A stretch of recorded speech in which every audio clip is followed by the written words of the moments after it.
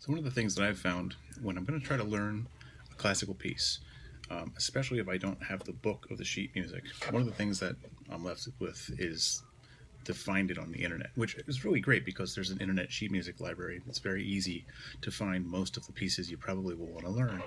The problem is then you have to print them out, and it's not really in book form. It's not very music stand friendly. So I'm going to show you what you can do to sort of make a little bit more of it more music stand friendly. And I've already started working on this one, but basically what we're doing is we're taking little bits of masking tape and we're just attaching it just in a really long string of pages, okay? And we're going to sort of accordion them once we're done.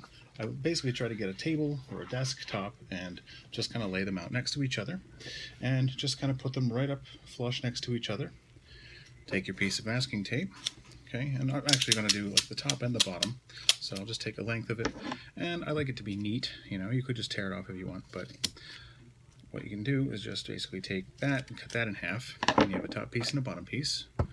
Okay, and just make sure it's nice and neat. I try not to have too much a gap between the pages because then there's a sticky part of the tape showing through over and over again, but I don't want them overlapping either because I don't want to actually fold the pages, I want to fold the tape. Alright, so by doing this, I can just go ahead and attach that there on the margins. Right, and then as it goes, you know, I've already gotten a bunch of pages, so I can just keep kind of folding it over. And again, it's a little tight here.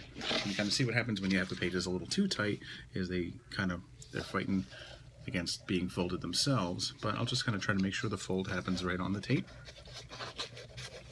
And you have this nice letter-sized thing that will open into however much of the music you can fit on your stand. So like I actually have a very large, very wide music stand, and so that would allow me to probably put 3 or 4 pages wide open like this, so I can see a whole bunch of it, not have to be turning pages and stuff. I can kind of practice the transitions between the last measure on the page and the first measure on the next page this way. So I've seen this done before. I didn't come up with this method. I've just seen it with LA session musicians with the prepared sheet music that they've had too. So this is just kind of how it's done.